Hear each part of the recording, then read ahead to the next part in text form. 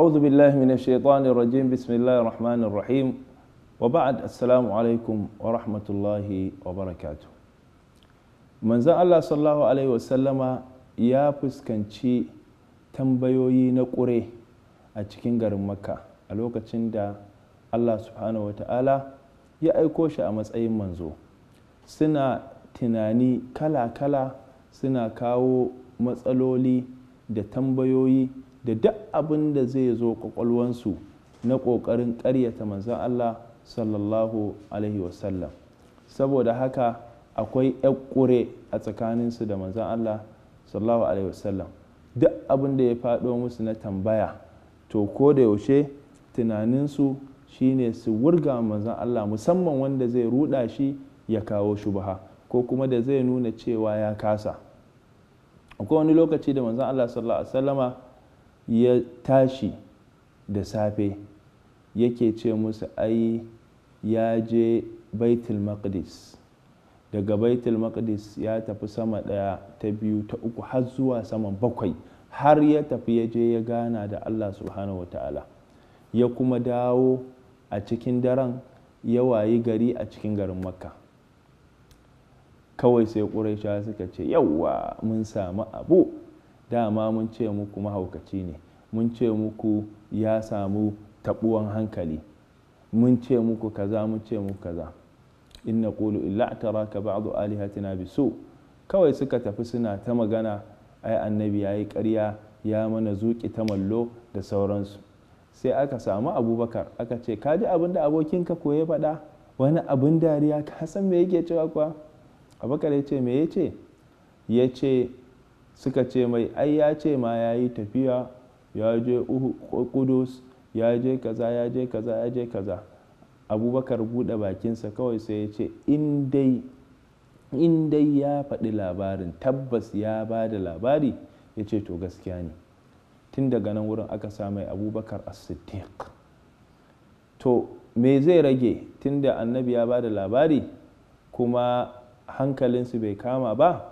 To ai ya kamata yanzu a fara ƙure.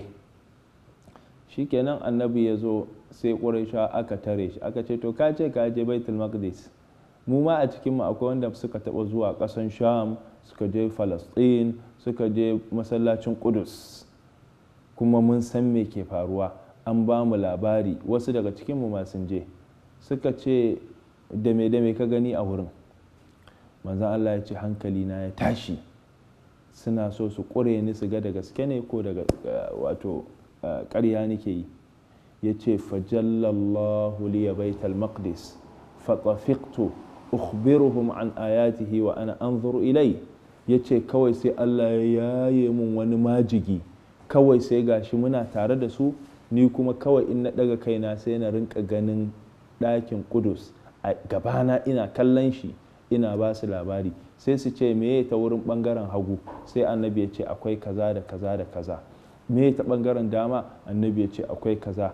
A bakin masallacin akwai wani abu, manzon Allah ya ce akwai shi. Duk abin da suka sani manzon Allah ya ba su labari ɗaya bayan ɗaya. Allah ya yaye mai, ya turo mai hoton Baitul Maqdis yana ba su labari akan shi. To ana cikin irin wannan rayuwa tsakaninsu da manzon Allah sallallahu alaihi wasallam. Sai ranan nan wata rana sai suka ci mu fa ba za mu imani da kai ba sai ka nuna mana wani abu babba. Manzon Allah ya ce menene wani abu babba, me kuke so? Suka ce ga wata nan yanzu ya cika, ya yi round, ya cika, ka raba mana shi biyu, mu gan shi ya rabu biyu. Kawai sai manzon Allah sallallahu alaihi wasallama ya kalli wannan watan, sai ga wata yana rabuwa, yana rabuwa, yana rabuwa, ya rabu biyu. Ba kuma rabuwa biyu na kusa da juna ba ta yadda mutum zai iya tunanin ko wato idan shi ne ya abin nan. A'a, sai da ya rabu, wannan ya yi nan gefen, wannan ya yi nan gefen, har wani dutse da ke garin Makka ya raba tsakanin waɗannan wata guda biyu, ya raba tsakaninsu. Qurayshawa suka yi mamaki, gashi mun ƙalubalance shi, gashi kuma abin da muke nema ya faru. To a lokacin sai Allah subhanahu wata'ala ya saukar da aya ku sani cewa ba wai kawai kun yi magana kun nema ba, an yi, ba wannan bane abin, amma akwai wani abu. Allah subhanahu wa ta'ala yake cewa iqtarabatis sa'atu wa inshaqqa al-qamar. Allah ya ce kiyama ta kusa, kiyama ta kusa. Ko kun tambayi a raba muku wata, to kiyama ce ta kusa. Shi kanshi rabuwan wannan watan alama ne na kiyama. Iqtarabatis sa'atu wa inshaqqa al-qamar, wato tauraro, wato wata ya rabu biyu. Wannan alama ne na tashin alkiyama. Shi yasa malamai suke lissafa rabuwan wata a zamanin manzon Allah sallallahu alaihi wasallama a sakamakon tambaya da Qurayshawa suka yi, ɗaya daga cikin alamomi na tashin alkiyama wanda suke ƙanana ko kuma na farko-farko. Domin kamar yadda muka sani, malamai sun raba tashin alkiyama da alamominta zuwa kashi uku. Akwai alamomi ƙanana, akwai alamomi na tsaka-tsakiya, akwai alamomi manya. Waɗannan su ne wato abin nan. Wani lokaci kuma malamai sai su ce maka a'a, alamomin kiyama sun kasu kashi biyu, da ƙanana da manya. Ƙanana su ne irin su fitowar manzon Allah, shi kanshi aiko manzon Allah alama ce ta ƙarshen duniya, saboda shi ne annabi na ƙarshe. Daga ciki akwai rabuwan wata da Allah subhanahu wata'ala ya nuna ma mutanen Makka. Waɗannan duka ƙananan alamomin tashin alkiyama ne. Daga ciki akwai abubuwa da suke faruwa na masifu wanda annabi ya ba da labari, kamar yawan kisan kai, kamar abin da ya shafi yawan mata a duniya, kamar abin da ya shafi fitan mata da tsaraici. Waɗannan duka alamomi ne ƙanana na tashin alkiyama, kuma muna ganin su a yanzu haka. Sai manyan su ne wanda a karatunmu na baya muka ce na farko wanda zai fara fitowa shine wutan da za ta koro mutane daga ƙarshen duniya, ta turo su, ta haɗa su ta gudu, ana gudun wannan wuta har ta kawo su inda Allah ke so. Wannan ita ce alama babba guda ɗaya ta farko wanda za ta faru a ƙarshen wato duniya. Daga nan wurin sai wannan taguwan ko kuma wata dabba ƙatuwa ita ma da za ta fito ta rinƙa ma mutane magana. Daga nan wurin a samu wani irin hayaƙi shi ma da zai taho, shi ma yana daga cikin manya-manyan alamun tashin alkiyama. Daga ciki akwai fitowan dujal, dujal zai fito. Daga ciki akwai dawowan annabi Isa, wa innahu la ilmun lis-sa'a.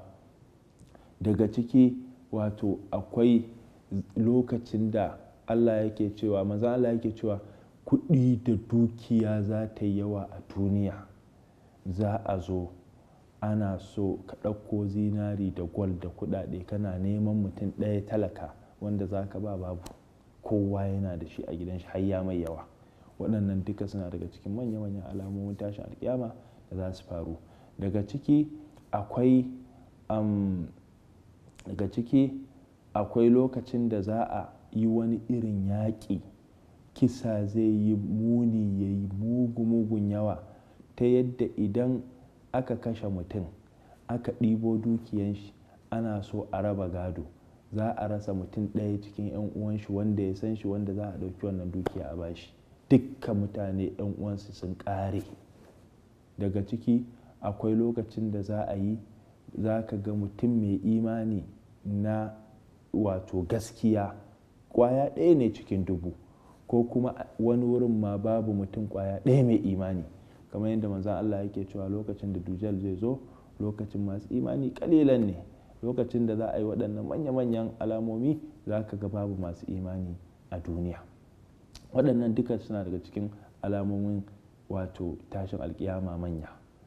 Wani lokaci kuma malamai sai su ce maka za a iya raba alamomin tashin alkiyama kamar uku da wani sifan. Na farko shine alama wacce take ta fito kuma ta ƙare, ta fito ta tafi, kamar zuwan annabi an aiko shi ya gama kira ya koma. Wannan alama ce wanda ta zo ta koma. Haka wannan kissa da muke kai na budewa ko kuma rabuwa da wata yayi biyu, ita ma alama ce ta faru ta ƙare. Waɗannan nau'i na farko kenan. suka ce sai alamomin wanda idan suka faru su kuma ba sa karewa, za su yi ta ci gaba ne, za su yi ta ci gaba har ƙarshen duniya. Daga ciki akwai yawan mata, kamar abin da muka faɗa da zu. Daga ciki akwai abin da ya shafi yawan kisa, mutane za su yi ta yaƙe-yaƙe, za a yi ta kashe mutane. Wani lokaci a kashe mutum bai san me ya sa aka kashe shi ba. Wanda ya kashe shin in ka tambaye shi me yasa ka kashe wane, zai ce ban sani ba. Manzon Allah ya faɗa ya ce wannan alama ce ta tashin alƙiyama wanda ita ma yanzu muna ganin ta, za ta yi ta faruwa, za ta yi ta faruwa har zuwa illa masha Allah. Sai kuma alamu na ƙarshe wanda kowace in ta fito to babba bayan ta za ta fito daga nan kuma sai a yi maganar tashin alƙiyama. Allah subhanahu wataala ya sa mu dace. To kun ga irin mu'amala da Qurayshawa suka yi ta yi da manzon Allah har wannan suran kacokan ta sauka. Iqtarabatis sa'atu wan shaqqal qamar wa in yaraw ayatan yu'ridu wa yaqulu sihrun mustamir. Idan suka ga aya ga ta fito sun nema an kawo musu, yu'ridu sai kuma su juya baya, wa yaqulu sihrun sai kuma su ce ai wannan sihiri ne, wannan bokanci ne, mustamir wato mai ƙarfi ko kuma bokanci wanda yake mai ci gaba. Manzon Allah sallallahu alaihi wasallama ya yi fama da mutane waɗanda suke suna fama da wani irin kafirci wanda babu irinsa. Ai kamata ya yi duk lokacin da ka ƙalubalanci mutum ya kawo maka wani abu wanda ɗan adam ba zai iya yin shi ba, wanda hankali ba zai iya ɗaukan shi ba, ya kamata idan ya kawo maka to kai imani da shi. Shi yasa lokacin da dujal zai zo, in banda manzon Allah sallallahu alaihi wasallama ya siffanta shi, ya ce zai zo da ido ɗaya, ga yanayin kamannin shi mummuna ne, ga yanda yake, to in ba don waɗannan ba da mutane ba za su gane dujal ba, ballantana su mutu da imaninsu. To amma za a samu tsiraru daga cikin mutane wanda sun kiyaye wannan hadisin nan ya isa zuwa gare su. Lokacin da dujal zai fito zai ce shi ne Allah, kuma duk abin da ka san Allah na yi dujal na yi. Allah yana kashewa ya raya, dujal yana kashe mutum ya raya shi. Allah subhanahu wata'ala yana sa sama ta yi ƙasa ta yi ruwa, haka wato dujal zai sa a yi hadari a yi ruwa. To kaga ba abin da ya rage, kawai sai dai ka yi imani da shi. To ba abin da zai kare mutum da cewa dujal ba Allah ba ne sai siffofi da manzon Allah yake faɗa. Ya ce innahu a'war, ya ce ido ɗaya yake da shi, wa rabbukum laysa bi a'war, amma Allah ba ido ɗaya yake da shi ba. Allah subhanahu wata'ala yana da idanu guda biyu, ya suke ba mu sani ba, amma dujal ido ɗaya yake da shi. Kuma manzon Allah ya yi musu bayani cewa fa dujal ɗin nan yanzu haka yana nan a kulle, yana nan a cikin wani teku wanda Allah ya karrama ɗaya daga cikin sahabban manzon Allah da ake ce ma Tamimu Dari, ya taɓa ɓacewa a cikin ruwa, ya taɓa ɓacewa a cikin teku, ya tafi kawai sai Allah ya haɗa su da wata dabba mai gashi. Ya ce saboda gashin wannan dabban ba ka gane ma kanta ballantana bindinta ko bayanta. Ya ce haka take tafiya. Ya ce kawai sai dabban nan ta zo ta same mu kuma ta yi mana magana. Me kuke abin nan? Shikenan sai ta ja mu cikin wani kogo a cikin ruwa. Ya ce muka shiga sai muka ga mutum wani irin halitta ƙatoto, gashi a ɗaure a cikin kaca da ido ɗaya. Ya ce muka yi mai magana, wane ne kai? Ya fara ba mu labari. Ya ce mana akwai wani annabi na ƙarshe an aiko shi. Muka ce an aiko shi. Ya girgiza kai ya ce lallai na kusa fitowa. Ya ce to akwai wani teku a wuri kaza ya kafe? Suka ce kwarai kuwa, da tekun akwai ruwa amma yanzu ya kafe.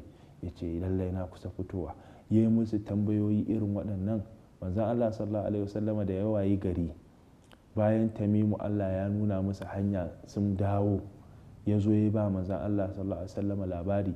Manzon Allah ya tashi a guje, ya zo ya tara sahabbai a masallaci. To ga labarin da nake faɗa muku, duk sifofin da manzon Allah ya ba da labari na dujal, sai gashi Tamimu Dari ya ce ya gani da idan shi kuma ya ba da labari. Saboda haka manzon Allah sallallahu alaihi wasallama Allah ya karrama shi karramawa mai yawa. Ya san wasu daga cikin gaibu wanda Allah ya sanar da shi. Daga ciki kuma Allah subhanahu wata'ala ya ba shi mu'jiza, ya sa wato rana ko kuma wata ya dare biyu saboda iko da wato karramawa na Allah subhanahu wata'ala da ya bashi. Muna fatan Allah subhanahu wata'ala ya ƙara mana ilimi, ya amfanar da mu da abin da muka sani. Lokaci ya karato, za mu tsaya a nan wurin. A karatunmu na gaba insha Allah za mu samu muku wata sabuwar kissa da wata sabuwar aya da abin da ya faru kuma ayan ta sauka. A kasance tare da mu. Wassalamu alaikum wa rahmatullahi wa barakatuh.